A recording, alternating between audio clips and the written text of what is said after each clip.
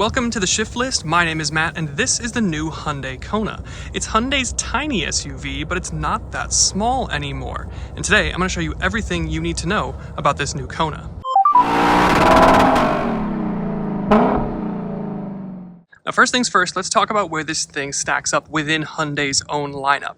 This is a subcompact SUV. It slates below the Tucson. Now, generally, most manufacturers only have something this small, but Hyundai goes a step further and offers the Venue, at least I think they still do, which is even smaller than this, which I guess makes sense now because for this new generation, it's pretty big. Now, this Kona for this new generation is actually available in a number of flavors. You have two different gas engine options that you can get. The base is for the SE and the SEL. It's a 2-liter naturally aspirated 4-cylinder. It makes about 147 horsepower and 132 pound-feet of torque. But if you have the pocketbook for the N line or the Limited like we're in here, you get the 1.6 turbo 4-cylinder, and that'll make 190 horsepower and 195 pound-feet of torque. But let's say you're not really into the gas thing. Well, you can get a Kona Electric. It'll be just front-wheel drive, but it's offering pretty competitive range to something like an Ioniq 5 with dual-motor all-wheel drive. But let's say you want something sporty. Last generation, there was a Kona N, but as of now, recording, they have not announced plans for a new Kona N. No hybrid or plug-in hybrid, though, for this generation, at least not in the States here. Can we also talk about how the hood is held up by struts and not a prop rod? I mean, that's pretty nice in something of this class. But earlier in the video, I mentioned that this thing is a lot bigger, and it is. It's an inch taller, it's an inch wider than it was last gen. But the big change comes in length. This thing is 6 inches longer than it was last year, and that is a huge, huge change, especially for something in this class. And it has a dramatic effect on how big the interior feels. This thing feels like VW Taos, or even as big, especially in the rear seat, which we'll talk about later, my Mazda CX5. This is pretty big now for a subcompact. But with a new generation comes new looks, obviously, as you've been seeing, so let's talk about it. Now, I want to talk a second about this Mirage Green paint.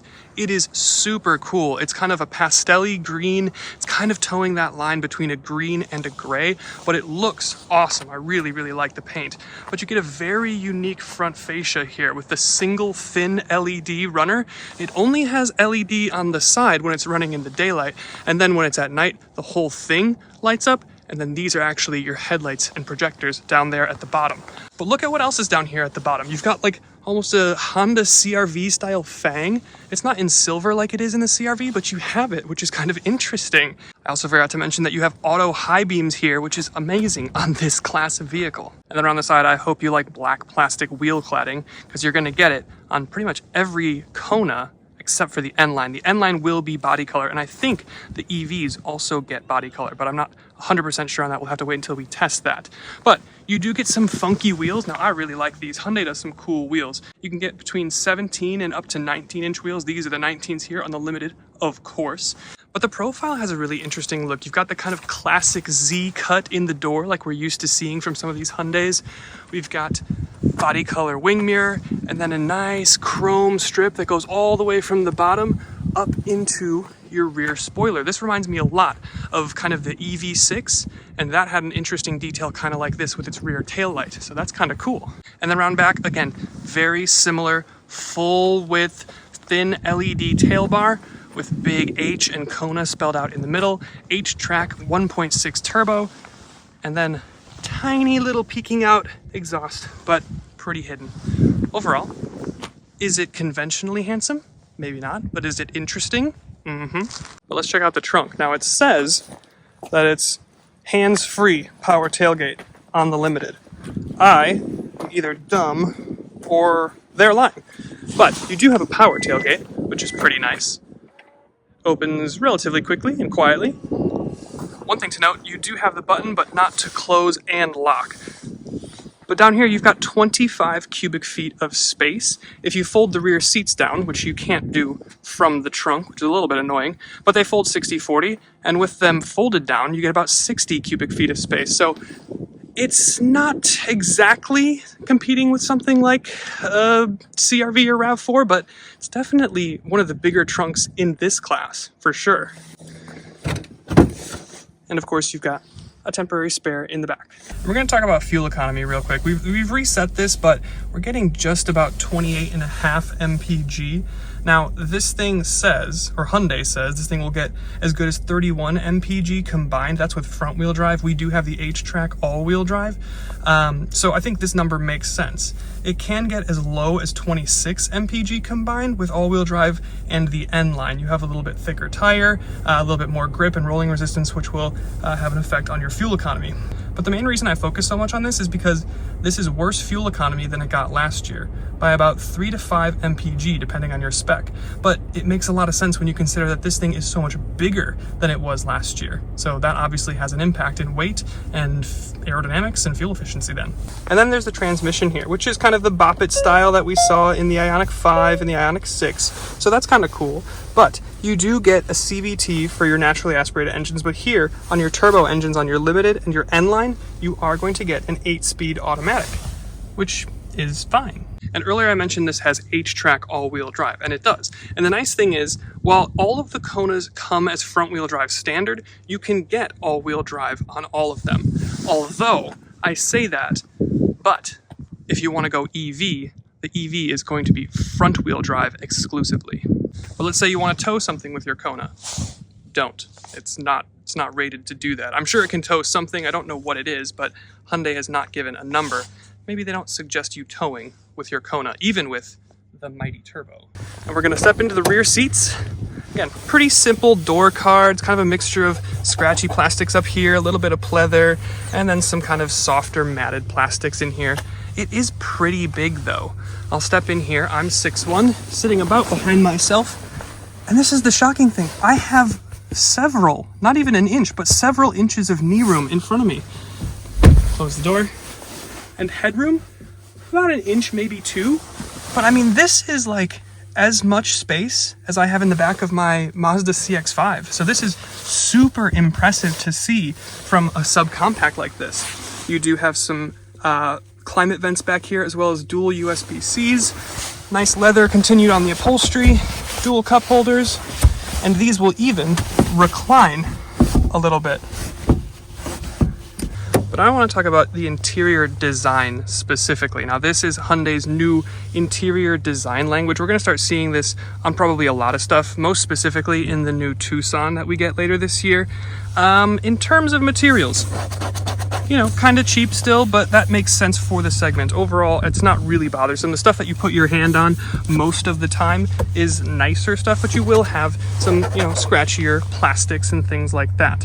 But the thing that I like so much about the interior is it's so thoughtfully designed. Like with the center console being kind of dug out and lower here, it makes the cabin feel really spacious and big. On the dash here, you've got nice venting and accenting. You do have that dash cubby like we like in the Toyota RAV4. The only thing that's a little bit of a bummer is I do wish this was rubberized so things would stay in place a little bit better. But you come over here, all of your climate stuff is still physical. Heated and cooled seats, heated steering wheel, all this stuff is physical, which is exceedingly rare these days. And you take a look at the steering wheel, it's 3-pronged, but you have that single kind of bar across the front, very much like we've seen in the Ioniq 5 and Ioniq 6. And then look at the steering wheel, specifically toward the bottom, like right here. It's like it thought about being flat bottom, but then was like, you know what, I'm not really into that. So it's got a little like cut here, which is kind of interesting. And then we talked about the Bop It style shifter over there, which you twist and push and all that sort of thing.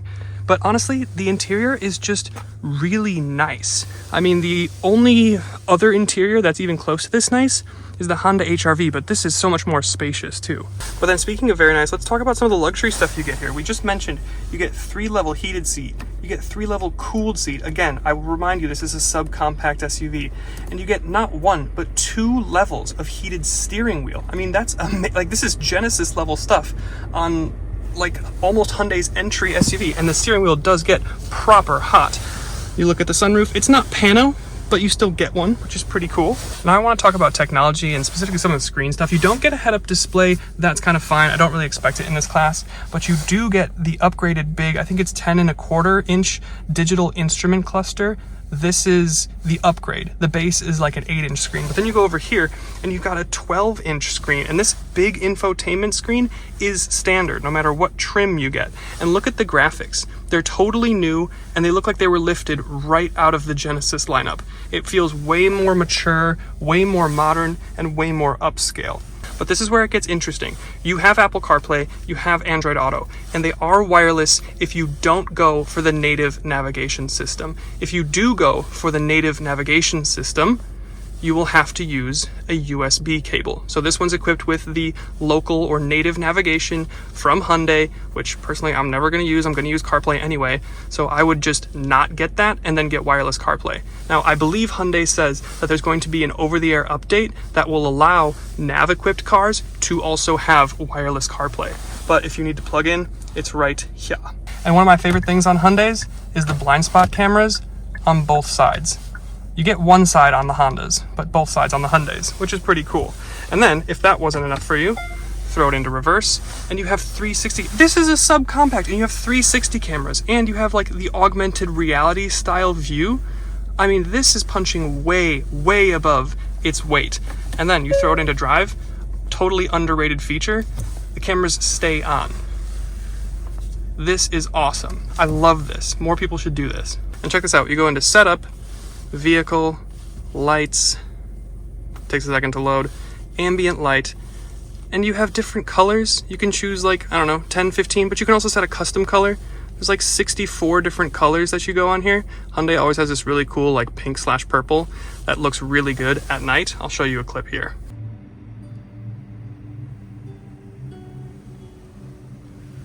Another new thing you get this year is Hyundai's new key in the shape of their H. Now this is interesting because usually in like the Ioniq 5 and 6, I think it's actually maybe just the 6, but you have this egg style key, but all the buttons are like white. This is the first time I've seen it kind of darkened out. It looks really cool, but you do still get Smart Park. I believe it's only for the limited trims, and it's a cool gimmick, but I think if I owned this, I would never use that. And then there's just a handful of small things that I want to cover here.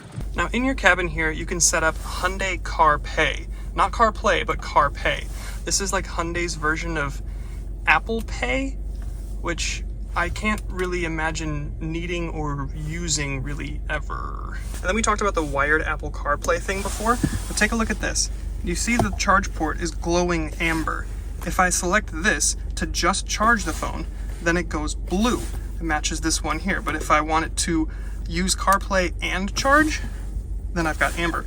I don't know why you would ever want it to connect and not use CarPlay. I guess if you have to charge your passengers' two phones, but that's interesting that it changes color. And then down here we have the drive mode selector, and you've got like 3 different modes. You've got a snow mode, a sport mode, and a normal mode, but you don't have an eco mode, which I think is just a little bit strange. I mean, this isn't a Kona N, this is just a normal Kona. I kind of expected to have an eco mode here. And then this tachometer. You see, it doesn't really have a red line indicator. I know that it's up here around 6,000, but it doesn't show your red line until you get over 5,000 RPM, which is interesting. And one of the nice things about having a digital instrument cluster is you have loads of customizability, but you don't really here. You've got a compass, which doesn't really have any extra stuff. You've got, you know, a adaptive cruise or driver assistance suite thing. But then your third option is just at the bottom here, you've got where your power is going from your all-wheel drive, tire pressure, and then just like trip information, which is fine, but it's kind of interesting that you have a normal dial for your speed, which is fine, but you don't have any like digital readout. Now, most cars will have like a blank screen here for like a calm screen, or they will for sure have some digital readout of the actual speed that you're doing. Again, not really a problem, but just interesting to see, again, with no eco mode and no digital speed. And I'm sure you won't be able to hear it right now, so I'll lay in a B-roll clip, but there is a weird electrical humming noise coming from the back of the car that I can't wrap my head around what that might be. So if you know, leave it down in the comments. Can you hear that?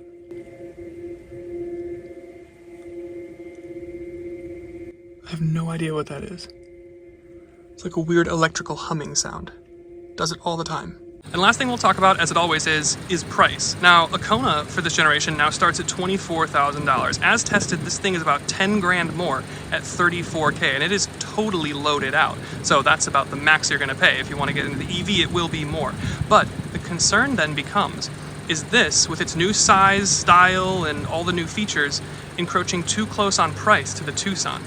That's a question for the Downshift video, but for now, let's grab the keys and go for a drive. Launching the Hyundai Kona.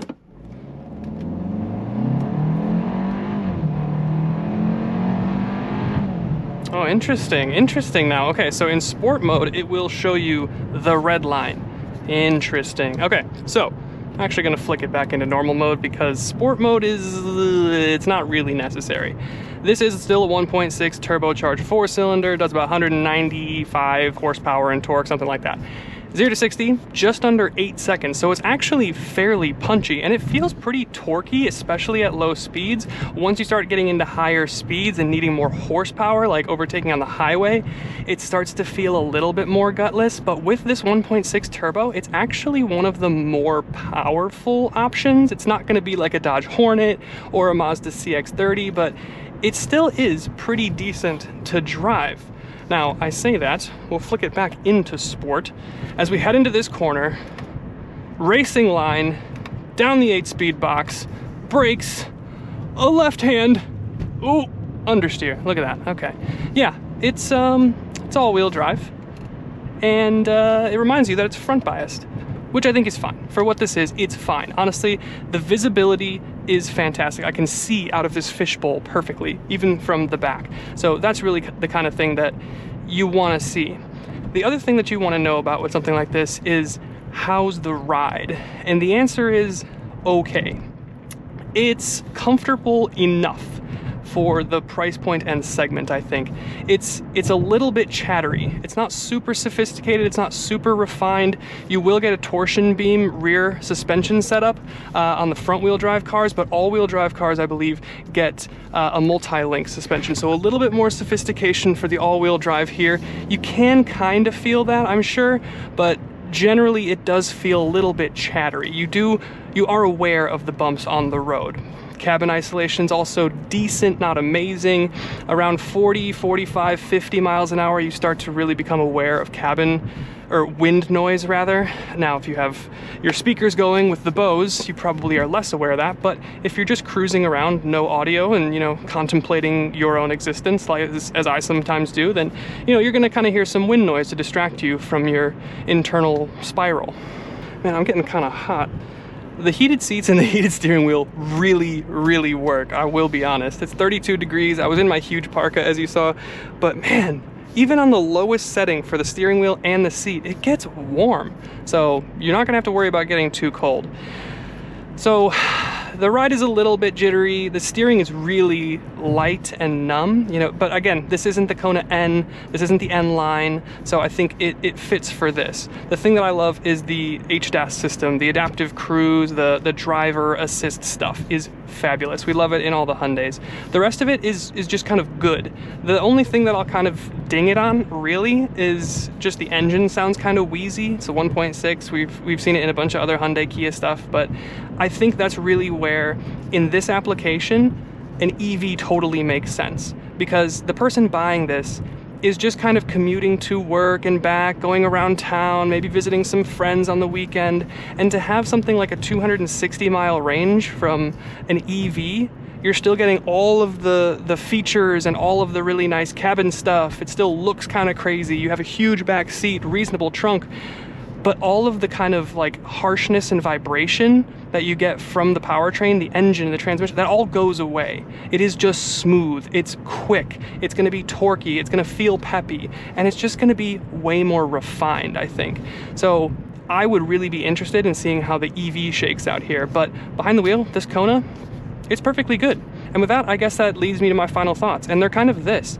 This is the biggest, this is the most comfortable, it's the most practical, and it's not like a crazy amount more money. It's got fabulous technology, it works really well, it looks Genesis-ish, and I have to say, this is probably the one to get in the segment. Over the Corolla Cross, you can't get a hybrid here though, which is annoying. Over something like an HRV. HRV would be the next like nicest, but this Kona does really well. I'm impressed.